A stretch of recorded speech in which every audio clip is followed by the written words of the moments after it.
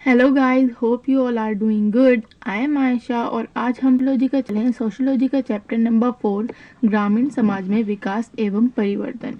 ठीक है, तो ये वीडियो मैंने 2 पार्ट्स में डिवाइड किया है क्योंकि इसमें बहुत ज़्यादा टॉपिक्स हैं तो वो एक वीडियो में क्लियर नहीं हो पाएंगे। तो मैं आपको जल्दी से बता देती हूँ कि इस वीडियो में हम कौन से टॉपिक क्लियर करेंगे। ओके गाइस, तो हम इसमें पढ़ने वाले हैं कृषि संरचना, भूमि सुधार के परिणाम, औपनिवेशिक काल में भूमि सुधार, स्वतंत्र भारत में भूमि सुधार, बेनामी बदल, हरित क्रांति और इसके सामाजिक परिणाम। तो ये कुछ टॉपिक्स हैं जो हम इस वीडियो में क्लियर करेंगे।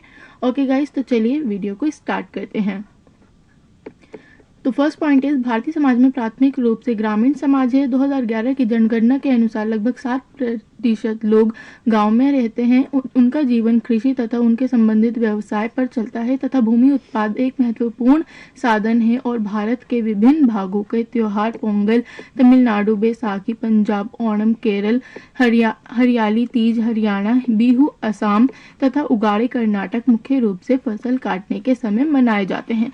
तो इस पॉइंट में हमें क्या बताया गया है कि जो भारतीय समाज है वो प्राथमिक रूप से क्या है, ग्रामीण समाज है। ठीक है, 2011 में एक जनगणना हुई थी जिसके अनुसार क्या हुआ था, जो 60% लोग हैं वो गांव में रहते हैं भारत के। ठीक है, उनका जीवन जो है किससे चलता है, कृषि से चलता है। व्यवसाय जो है उनका कृषि से संबंधित है। ठीक है, यहाँ पे जो है ये 60% दिया हुआ है, बट जो प्रतिशत है, जो परसेंटेज है, जो रियल है वो थी 69। कितनी थी, 69। ठीक है, तो यहाँ पर ये चीज़ गलत दी हुई है, तो मैंने आपको बता दिया कितनी थी, 69 थी। ओके, तो आप लोग कंफ्यूज नहीं होना। और यहाँ पे बताया गया है कि किन किन जगह जो भारत में जब त्योहार होता है कि कृषि से रिलेटेड जो होता है, तो पोंगल होता है तमिलनाडु में, बैसाखी होती है पंजाब में, ओणम होती है केरल में, हरियाली तीज मनाई जाती है कहाँ, हरियाणा में। तो इस तरीके से बताया गया कि भारत में कृषि जब होती है तो उससे रिलेटेड त्योहार भी मनाए जाते हैं। तो इस तरीके से जो भारतीय समाज है वो ग्रामीण समाज माना जाता है। ठीक है, नेक्स्ट पॉइंट हम देखते हैं कृषि तथा संस्कृति का घनिष्ठ संबंध है। तो यहाँ पे बताया गया है कि जो कृषि और जो संस्कृति है उनका एक घनिष्ठ संबंध है, एक दूसरे से जुड़ी हुई है। ग्रामीण भारत की सामाजिकता भी कृषि आधारित है। व्यवसायों को भिन्नता यहाँ की जाति व्यवस्था प्रदर्शित करती है, जैसे धोबी, लोहार, कुम्हार, सुनार, नाई आदि। ठीक है, तो जो भारत है, यहाँ के जो ग्रामीण भारत है, इसकी जो सामाजिकता है वो कृषि पर आधारित है। जो समाज के लोग हैं वो कृषि पर आधारित होते हैं। जो व्यवसाय की भिन्नता हम कैसे देखने को मिलती है, जाति व्यवस्था से। ठीक है, जिनकी जो जाति होती है, जैसे निम्न जाति के लोग निम्न काम करते हैं, जो उच्च जाति के लोग होते हैं उनका उच्च व्यवसाय होते हैं, जैसे कि धोबी, लोहार, कुम्हार, सुनार, नाई आदि। तो ये सब उनकी जाति व्यवस्था के ऊपर अपने व्यवसायों को चुनते हैं। नेक्स्ट पॉइंट पढ़ेंगे हम, कृषि संरचना। भारत में कुछ भागों में कुछ न कुछ जमीन का टुकड़ा काफी लोगों के पास होता है, जबकि दूसरे भागों में 40 से 50% परिवार के पास भूमि नहीं होती है। उत्तराधिकार के नियमों और पितृवंशीय नातेदारी के कारण महिलाएं जमीन की मालिक नहीं होती। भूमि रखना ही ग्रामीण वर्ग संरचना को आकार देता है। कृषि मजदूरों की आमदनी कम होती है तथा उनका रोजगार असुरक्षित रहता है। वर्ष में वे काफी दिन बेरोजगार रहते हैं। तो कृषि संरचना क्या है कि जो भारत में जो कुछ भाग होते हैं उनके जमीन का टुकड़ा जो होता है वो काफी लोगों के पास होता है, लेकिन जो 40 से 50% परिवार होते हैं उनके पास भूमि नहीं होती।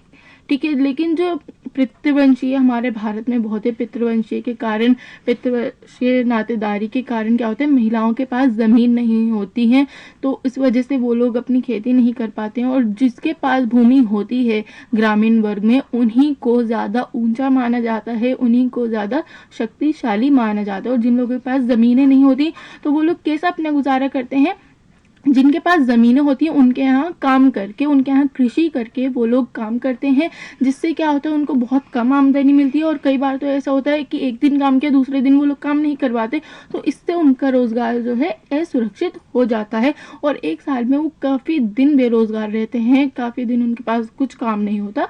तो कृषि संरचना ये है। यहाँ पे बताया गया कृषि संरचना को एक टेबल के अनुसार देखिए, मध्यम तथा बड़े जमीनों के मालिक होते हैं, दूसरे होते हैं काश्तकार या पट्टेदार, और तीसरे होते हैं कृषि मजदूर।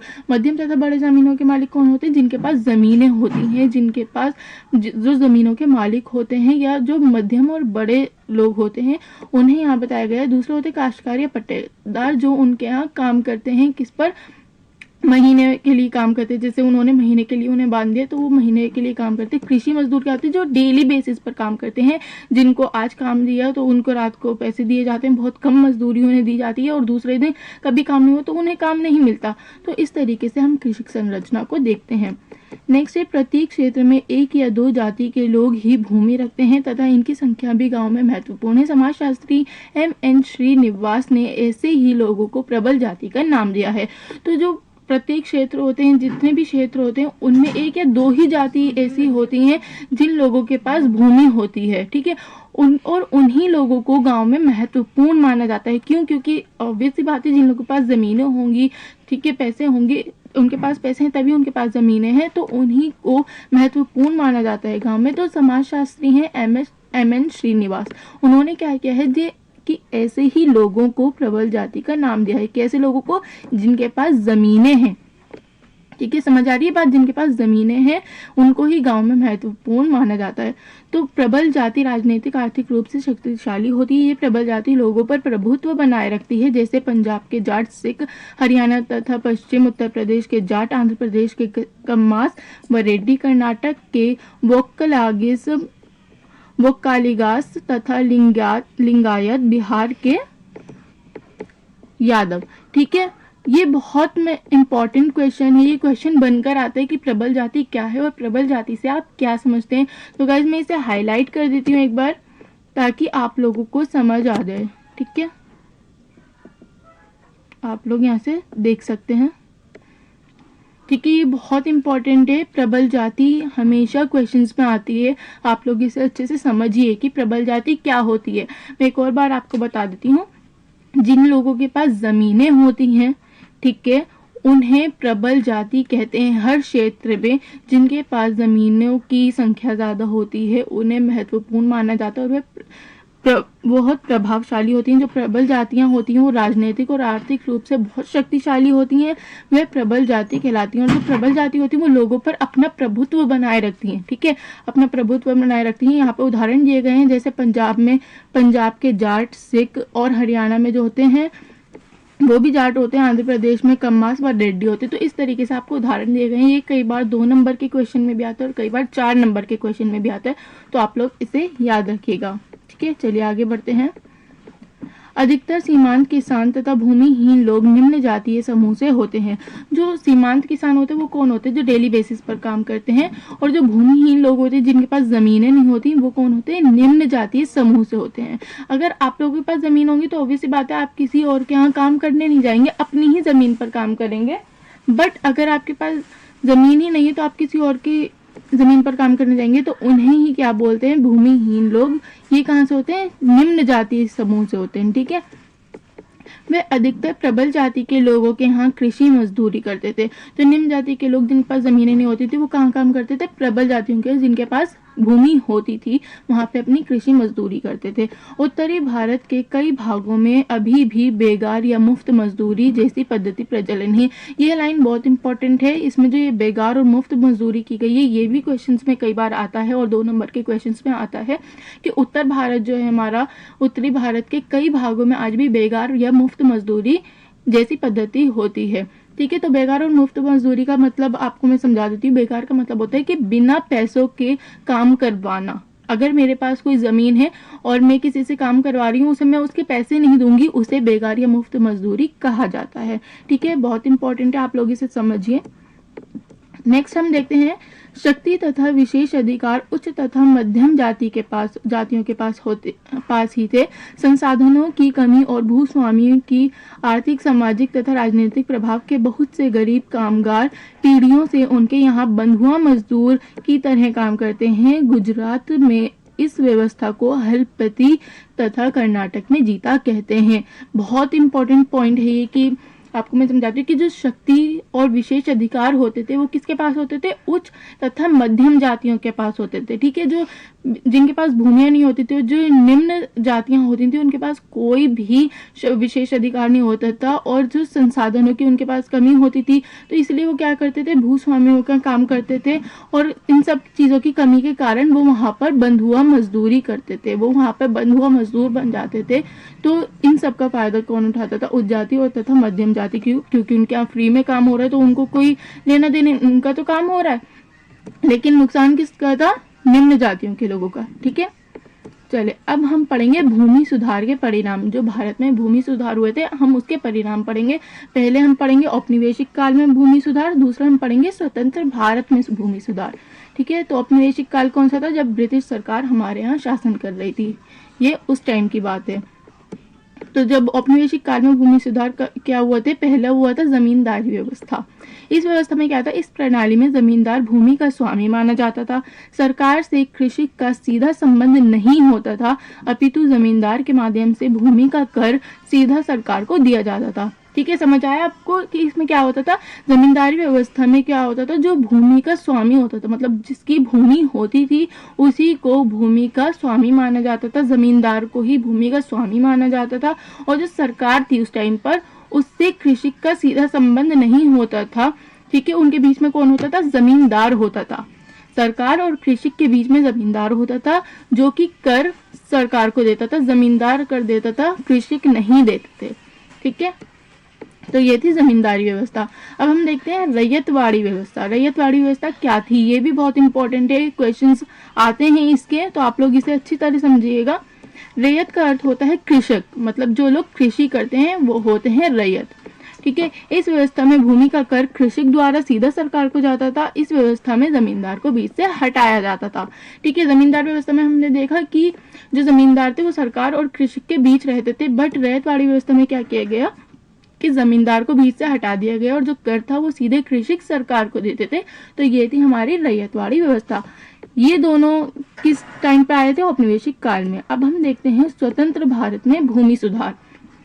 तो जो स्वतंत्र भारत हो गया, जब हमारा भारत स्वतंत्र हो गया, उस टाइम पे जो भूमि सुधार हुए थे वो थे स्वतंत्र भारत में नेहरू और उनके नीति सलाहकारों ने 1950 से 1970 तक भूमि सुधार कानूनों की एक श्रृंखला शुरू की। राष्ट्रीय तथा राज्य स्तर पर विशेष परिवर्तन के सबसे महत्वपूर्ण परिवर्तन जो थे हम यहाँ पढ़ेंगे। तो जब स्वतंत्र भारत, जब नेहरू थे और उनकी नीति जो सलाहकार थे, उन्होंने 1950 से 1970 तक जो भूमि सुधार कानूनों की एक श्रृंखला शुरू की थी, तो उनमें जो महत्वपूर्ण परिवर्तन थे वो ये थे। जमींदारी व्यवस्था को समाप्त करना, परंतु ये केवल कुछ क्षेत्रों में ही हुआ।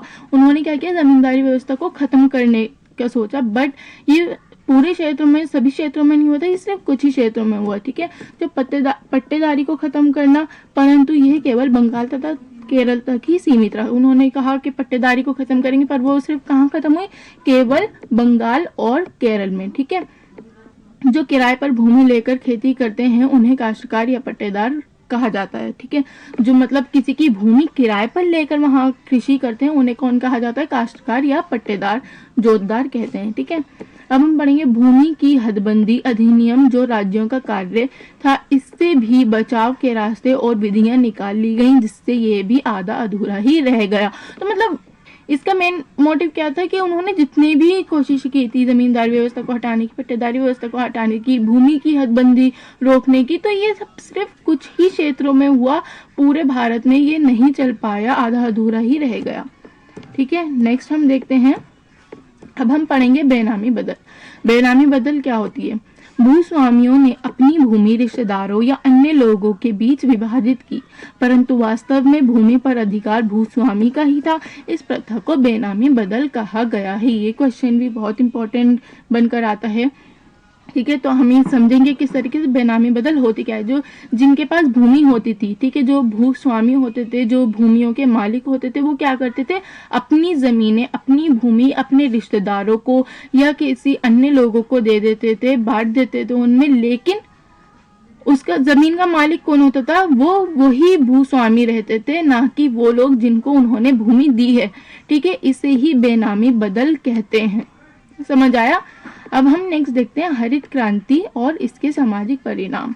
ठीक है, हरित क्रांति को यहाँ पे 2 चरणों में बांटा गया है। पहला 1960 70 के दशक में कृषि आधुनिकीकरण का सरकारी कार्यक्रम, जिसमें आर्थिक सहायता अंतर्राष्ट्रीय संस्थाओं द्वारा दी गई थी तथा ये अधिक उत्पादकता वाले संकर बीजों के साथ कीटनाशक खादों तथा किसानों के लिए अन्य निवेश पर केंद्रित थी। इस क्रांति के कारण मध्यम तथा बड़े किसान ही नई तकनीक का लाभ उठा सके। ज्यादातर कृषक स्वयं के लिए ही उत्पादन कर पाते हैं तथा बाजार के लिए असमर्थ होते हैं। इन्हें सीमांत तथा आमतौर पर कृषक की संज्ञा दी गई है।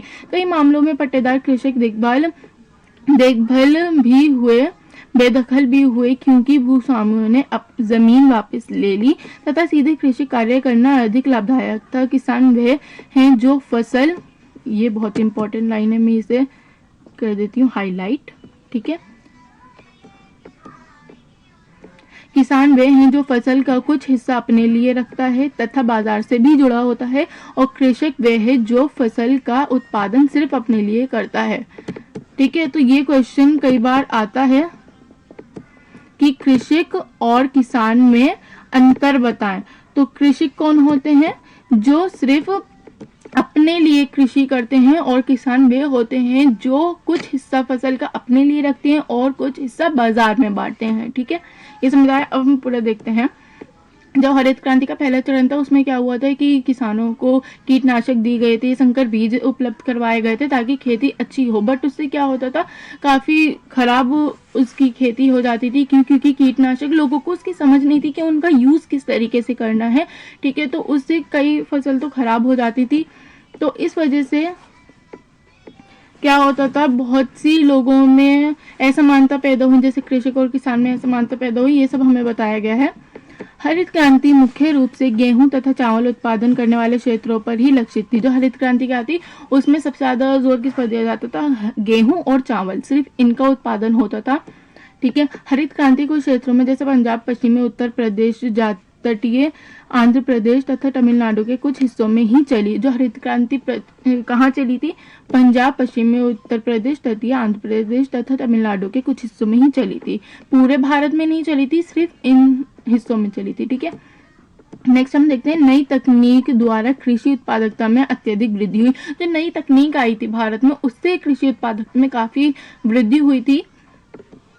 धनी किसान और धनी हो गए थे, भूमिहीन तथा सीमांत भूधारकों की दशा और बिगड़ गई थी। तो क्या था, जो अमीर लोग थे, जिनके पास पहले से ही भूमियां थी, वो किसान और अमीर हो गए थे, लेकिन जिनके पास जमीनें नहीं थी, जो बेचारे रोज अपने डेली बेसिस पर काम करते थे, उनकी दिशा और बिगड़ गई थी, उनकी हालात और बिगड़ गए थे।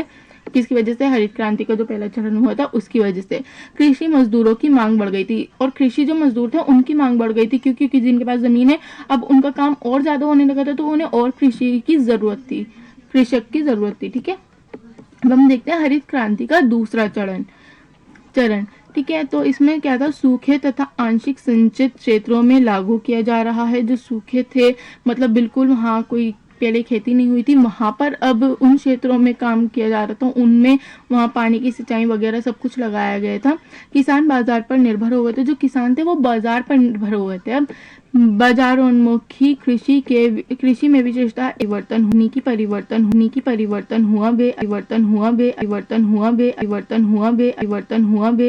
हुआ, अधिक विकसित हुए तथा अन्य क्षेत्र पूर्ववत रहे, जैसे बिहार, पूर्वी उत्तर प्रदेश, तेलंगाना आदि। तो क्या हुआ था, जो बिहार था, पूर्वी उत्तर प्रदेश थे, इन सब में वो नहीं हुई थी हरित क्रांति, इन सब में कृषि और कम हो गई थी। भारतीय कृषकों की बहुत संगन, विस्तृत तथा पारंपरिक जानकारी लुप्त होती जा रही है, जिन्हें किसानों ने सदियों में उन्नत किया था, ठीक है। जो भारत में क्या थे, जो कृषक थे, उनकी जो हालत थी वो और खराब हो गई थी, और उनकी जानकारियां लुप्त होती जा रही थी, छुपती जा रही थी, जिन्हें उन्होंने काफी अर्से पहले से बहुत बना रहे थे, उन्नत करते आ रहे थे, वो लुप्त होती जाती। इसका कारण संकर तथा सुधार वाले बीजों को प्रोत्साहित किया, पुनः कृषि के पारंपरिक तरीके तथा अधिक सावयवी बीजों के प्रयोग की ओर लौटने की सलाह दे रहे हैं। तो ये किस वजह से हो रहा था? अब जब नई तकनीकें आ गई थी बाजार में, नए बीज आ गए थे, संकरण बीज आ गए थे, तो इन वजह से क्या हो रहा था, जो कृषक थे उनको काफ़ी नुकसान हो रहा था, ठीक है, क्योंकि अब सब तकनीक से काम कर रहे थे, सब टेक्नोलॉजी से काम कर रहे थे, तो इससे कृषकों को बहुत नुकसान भी हो रहा था और कई जो बड़े लोग थे उनको फ़ायदा हो रहा था। जो मध्यम वर्ग के लोग थे उनको तो बहुत फ़ायदा हो रहा था, बट जो निम्न लोग थे जो बेचारे अपने डेली बेसिस पर काम करते थे उनको काफ़ी नुकसान हो रहा था। तो ये थे कृषि हरित क्रांति के परिणाम। ठीक है, यहाँ तक समझ में आ गया। अब हम नेक्स्ट वीडियो में पढ़ेंगे। ये हमारा वीडियो यहीं पर ख़त्म होती है। ठीक है, चैप्टर 4 का हमने फर्स्ट पार्ट कंप्लीट कर लिया है। गाइज, अगर आप लोगों ने अब तक मुझे सब्सक्राइब नहीं किया है तो प्लीज़ कर लीजिए और कमेंट करके बताइएगा कि आपको वीडियो कैसी लगी। अगर वीडियो अच्छी लगी हो तो प्लीज़ लाइक कीजिएगा, शेयर कीजिएगा, कमेंट ज़रूर कीजिएगा। और हाँ, सब्सक्राइब जब आप करेंगे तो उसके बराबर में एक बेल आइकन होगा, तो आप उसे ज़रूर दबाइएगा ताकि मेरी वीडियो आप तक सबसे पहले पहुँचे। ठीक है जी, take care, bye bye, thank you.